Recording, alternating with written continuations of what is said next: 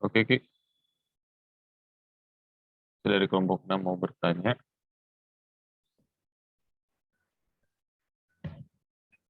Tadi dari kelompok 6 pertanyaannya sudah selesai?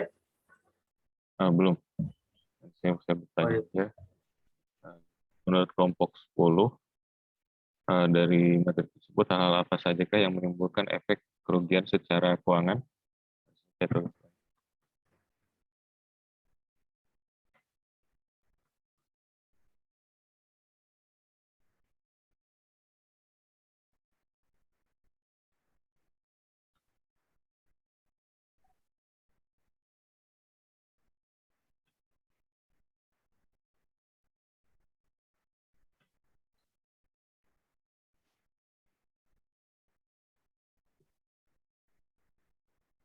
Baik, dari kelompok 7, ini ada yang mau bertanya?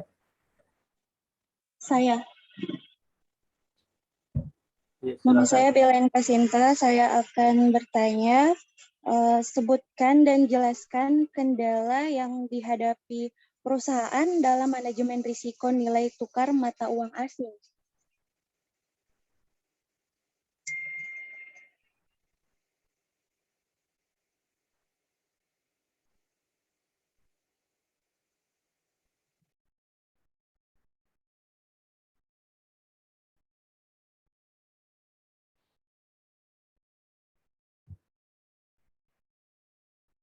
Baik, terima kasih. Dari kelompok 8 mungkin ada yang mau bertanya? Saya.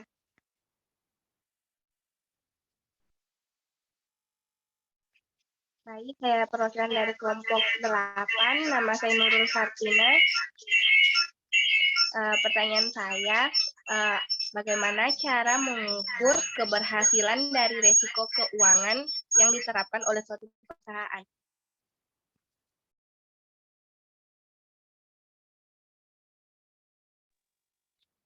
Keberhasilan.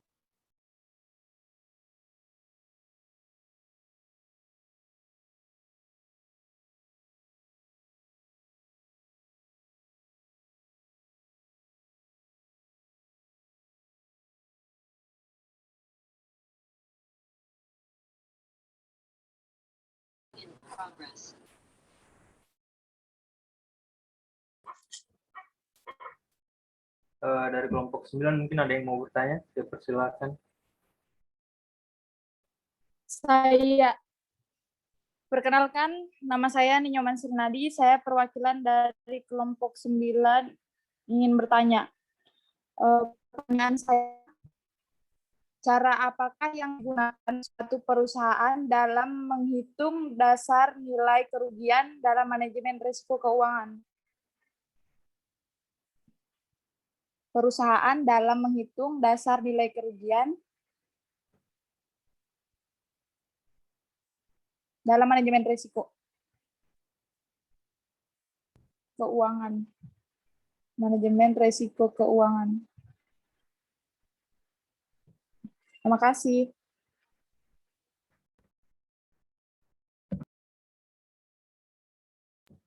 Oke, dari kelompok 11 ada yang mau bertanya?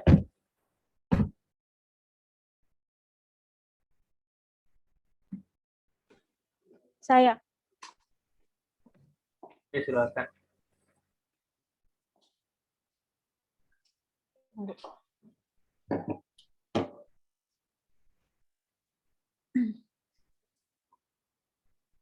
Assalamualaikum warahmatullahi wabarakatuh. Waalaikumsalam. Wabarakatuh. Ya, perwakilan dari kelompok 11 akan bertanya kepada kelompok pemateri, yaitu dalam materi yang kalian paparkan tadi, kalian memasukkan poin bahwa ada beberapa cara yang dapat dilakukan perusahaan untuk meminimalisir risiko keuangan. Salah satu poinnya yaitu menerima apa adanya. Yang ingin kami tanyakan, bagaimana dan apa alasan poin ini dapat dikatakan sebagai upaya perusahaan untuk meminimalisir risiko, serta berikan contohnya.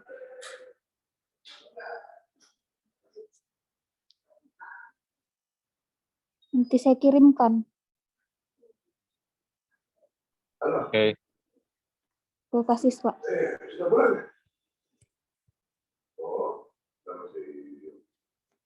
Tidak, kalau maksudnya jadi tahu itu dan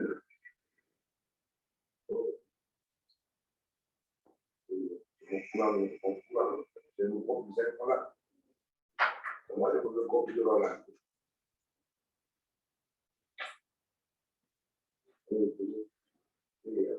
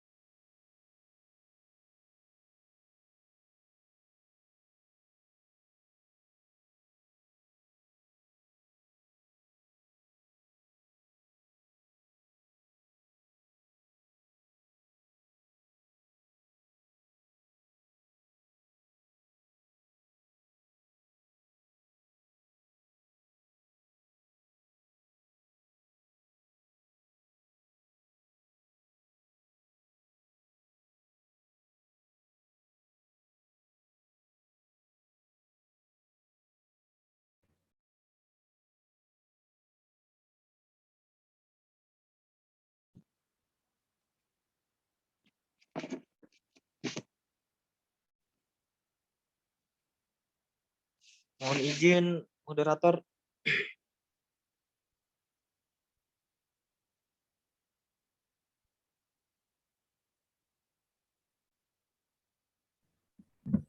Dari kelompok 1 dan 4 mungkin. Ya, saya dari kelompok 1.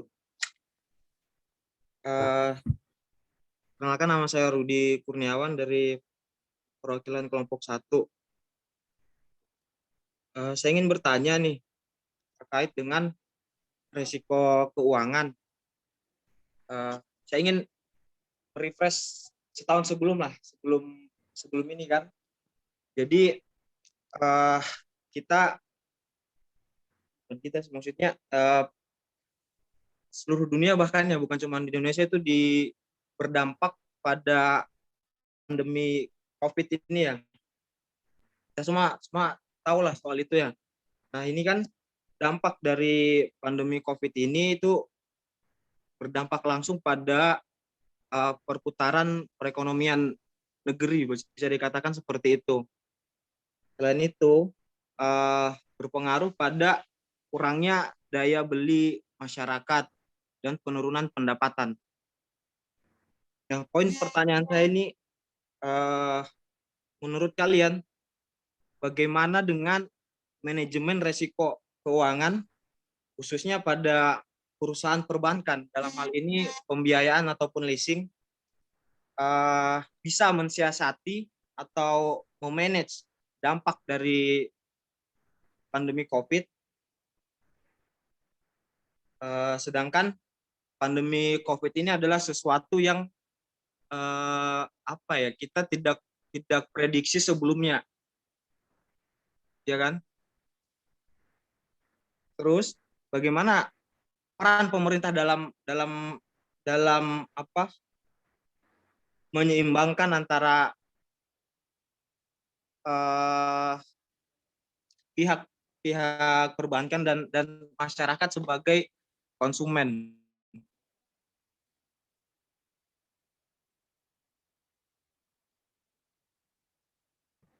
Baik, terima Gimana? kasih. Jelas poinnya pertanyaan? Oke, baik, terima kasih. Dari kelompok 4 mungkin ada yang mau bertanya, saya persilakan.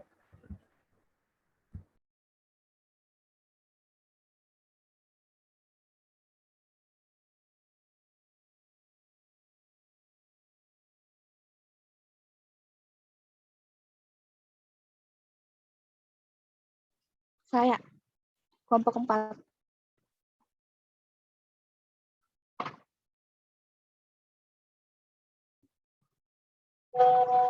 Jelas, Ji?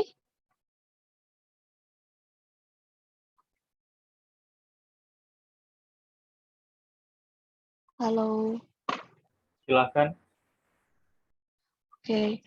Kan tadi sudah dijelaskan bahwa salah satu komponen utama dalam risiko mata uang asing ada dikatakan liquidity risk. Nah, saya mau bertanya, apa penyebab perusahaan itu akan mengalami risiko likuiditas?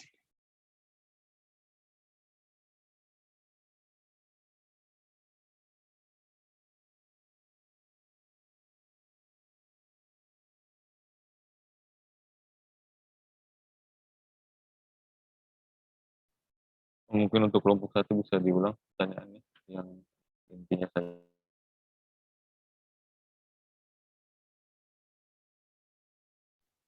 Jadi pertanyaan saya itu gini, bagaimana sih manajemen risiko keuangan khususnya pada perusahaan pembiayaan atau leasing ya? Bagaimana cara perusahaan tersebut mensiasati atau memanage atau meminimalisir terkait dampak dari COVID? Karena kita tahu bahwa dampak COVID ini kan pasti akan berdampak sekali bagi pembiayaan, bagi perusahaan pembiayaan kan, di mana pandemi COVID ini dampaknya itu mempengaruhi pendapatan masyarakat. Di sisi lain lagi perputaran perekonomian itu menurun ya. Nah, bagaimana itu caranya manajemen mensiasati itu agar kredit yang macet itu bisa teratasi, dan peran pemerintah bagaimana dalam menangani kasus tersebut. Oke, baik.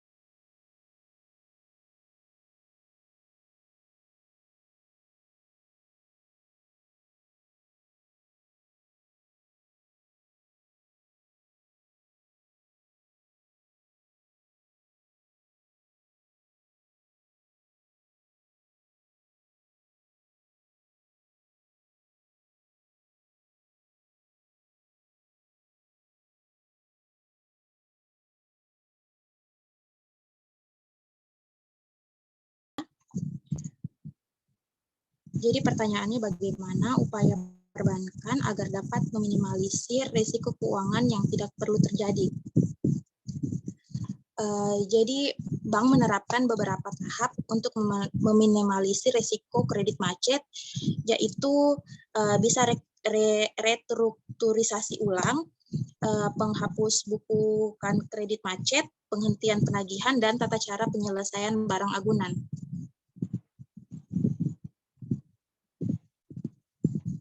Bagaimana?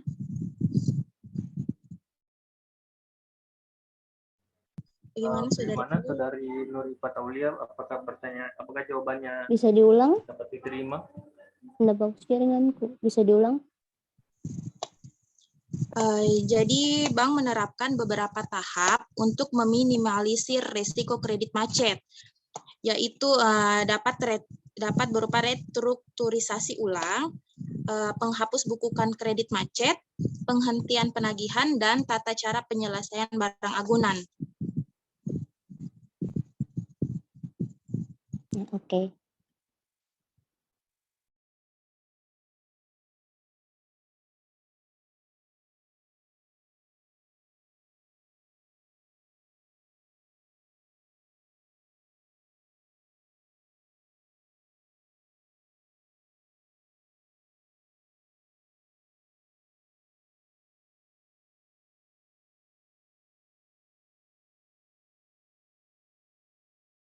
Baik, saya akan menjawab pertanyaan dari Saudara Arya. Yang pertama itu misalnya bencana alam. Misalnya kan banjir. Kita mendapatkan risiko finansial ketika rumah kita kebanjiran, banyak barang rusak sehingga harus diperbaiki atau diganti dan sebagainya. Dan kedua itu misalnya penyakit. Risiko finansialnya itu adalah ongkos untuk membayar rumah sakit, obat, dan seterusnya. Yang selanjutnya ada tindakan kriminal, misalnya pencurian atau perampokan yang mengakibatkan hilangnya aset dalam bentuk apapun. Dan yang terakhir itu misalnya hilangnya mata pencarian, misalnya PHK atau kematian orang yang menjadi tempat kita menggantungkan hidup. Bagaimana, Saudara Adi? Oh ya, baik, terima kasih.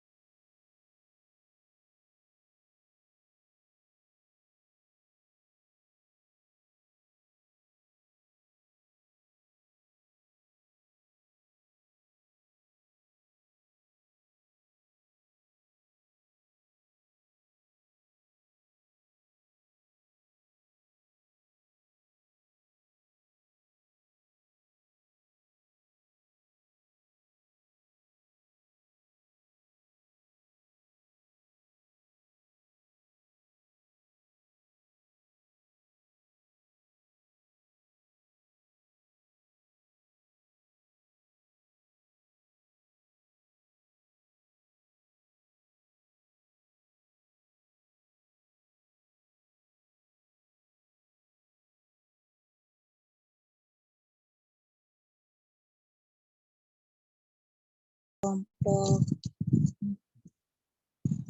dari Nurul Anissa,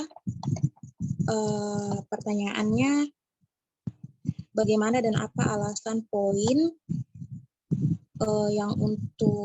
yang menerima apa adanya itu, apa alasannya diambil upaya seperti ini? Karena menurut kelompok kami, karena upaya ini dilakukan untuk menanggulangi resiko tidak mengambil tindakan apapun, melainkan perusahaan tersebut menerima risiko yang terjadi. Jadi kenapa diambil upaya ini untuk meminimalisir risiko keuangan dari perusahaan tersebut.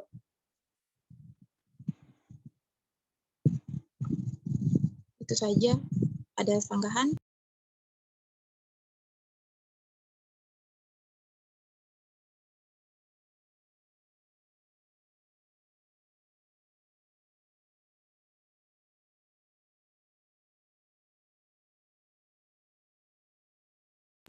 Bagaimana Ita?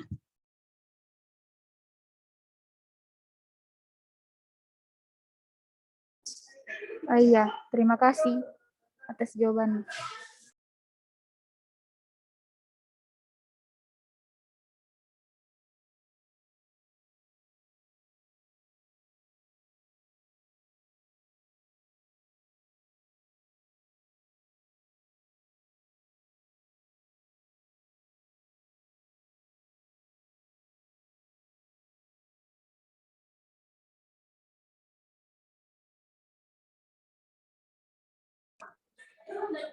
Sudah, terima kasih jawabannya.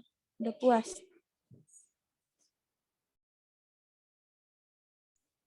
Kedengaran di suaraku? Iya, sama-sama.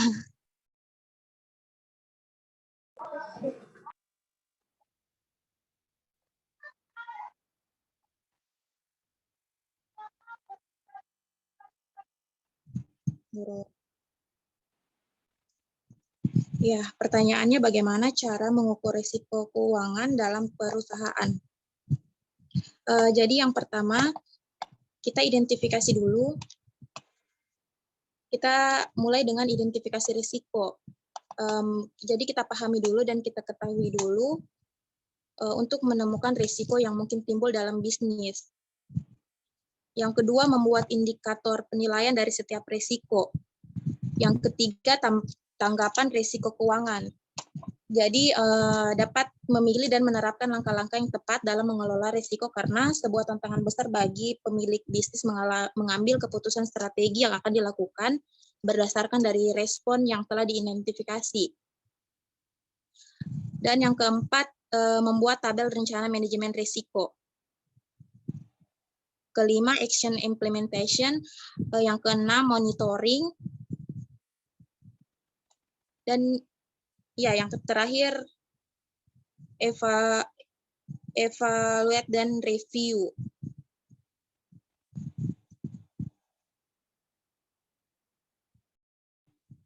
Oke. Lanjut di WA saja. Ya Kak, terima kasih jawabannya. Sama-sama.